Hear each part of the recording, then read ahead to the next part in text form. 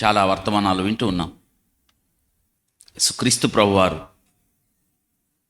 ఆయన గురించి రాయబడి ఉన్న 300 ప్రవచనాలు పైన.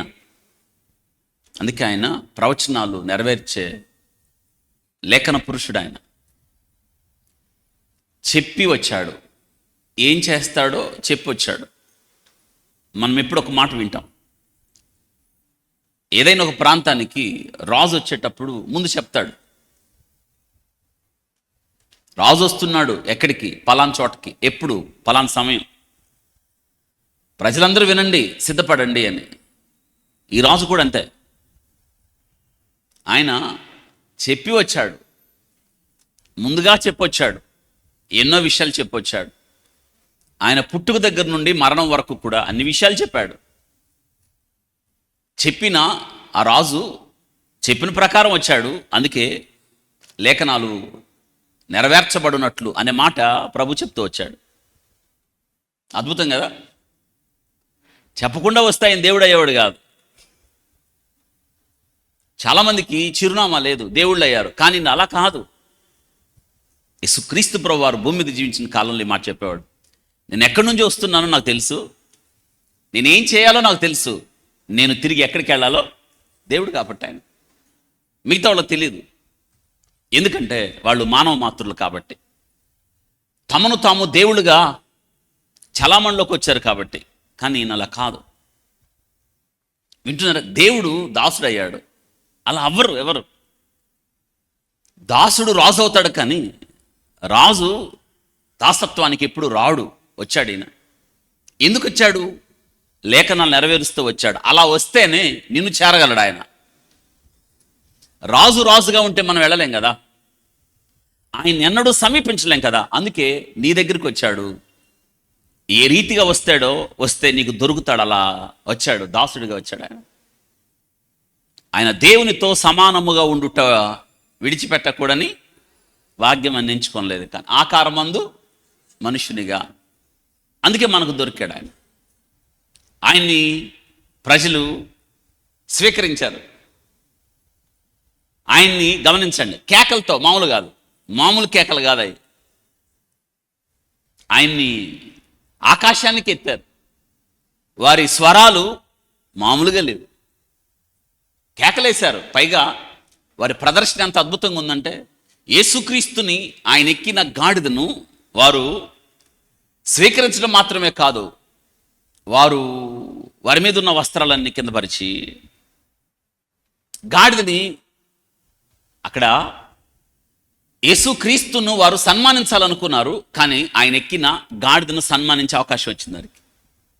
అందుకే ఆయన ఎక్కిన గాడిద కింద నడవడం వారికి ఇష్టం లేక ఏం పరిచారంట, గాడిద సన్మానం వచ్చింది, అంతే, ఘనత వచ్చింది గాడిదకి. యెరూషలేము వీధుల్లో ఆయన ఊరేగించారు. కానీ వారి కేకలు సరైన కేకలు కాదని, వారు పెదవులతో స్తుతిస్తున్నారని, యేసుక్రీస్తును వారి హృదయంలో రాజుగా ప్రతిష్ఠించుకోలేదని, వారు అనుకుంటున్న రాజ్యం స్థాపించడానికి యేసుక్రీస్తు రాలేదని ప్రభువు తెలుసు. ఆయన వారి కేకలను పట్టించుకోలేదు. ఎందుకంటే ఆ కేకలు హృదయాంతరం నుండి వచ్చినవి కాదు. వింటున్నారా? అందుకే హృదయాంతరంగంలో నుంచి వచ్చిన కేకలైతే ఆయన్ని గెలిపించేవాళ్ళు. సరిగ్గా వారం తిరక్క ముందే వారి కేకలు గెలిచాను. ఏడేమో స్తుతి అన్నారు, మమ్మల్ని రక్షించే దేవుడు వచ్చాడు అన్నారు. వారిష్టం, ఆర్భటించారు, స్తుతించారు. కానీ వారం తిరక్క ముందే సిలువ వేయండి అన్నారు, ఈయన వద్దన్నారు. అప్పుడేమో కావాలన్నారు, ఇప్పుడు వద్దన్నారు. ఎందుకు కారణం? వారి కేకలు గెలిచెను అనే మాట దేవుడు రాయించాడు. ఆ మాటలు ఇది మనకు తెలుసు, ఈ వాక్యం అంతా తెలుసు. అయితే అద్భుతం ఏంటంటే, ఆయన్ని గౌరవంగా ఒక గాడిద విడిచిపెట్టి వచ్చింది. ఎక్కడికి? Last steps. గాడిదకు దొరికిన గొప్ప ఆధిక్యత అది. చివరి మజిలీలో ఆయన్ని మోసింది గాడిద.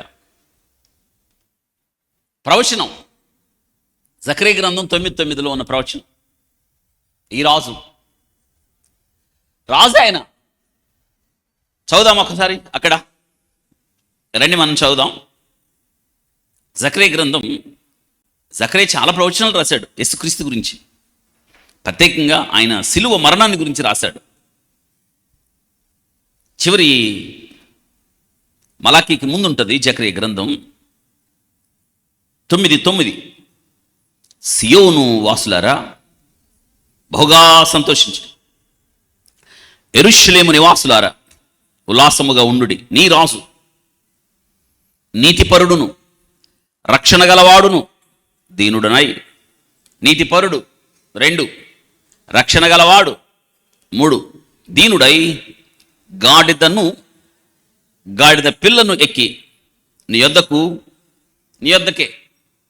గుర్రం ఎక్కితే కష్టం కదా, పెళ్ళిళ్ళు గుర్రాల మీద ఊరేగిస్తారు ఘనత కోసం. ఘనంగా వివాహం జరిగింది అని చెప్పడానికి అదొక తార్కాణం. గుర్రం లేదా ఒంటె లేదా ఏనుగులు ఇవి వాడతాం మనం ఘనతనిచ్చడానికి. ఎవడన్నా గాడిద వాడతాడా? అందుకే ఈ రాజు వేరు, అందరిలాంటి వాడు కాదు, వేరు ఈయన. ఎందుకంటే ఆయన ఉద్దేశం నీ దగ్గరికి చేరాలి, నిన్ను చేరునట్లుగా. చెప్పండి, నన్ను చేరునట్లుగా ఆయన వర్తమానం ప్రజలందరికీ కలగబో మహా సంతోషకరమైన వారికి చేరునట్లుగా గాడిద మీద వచ్చాడు. అద్భుతం కదా.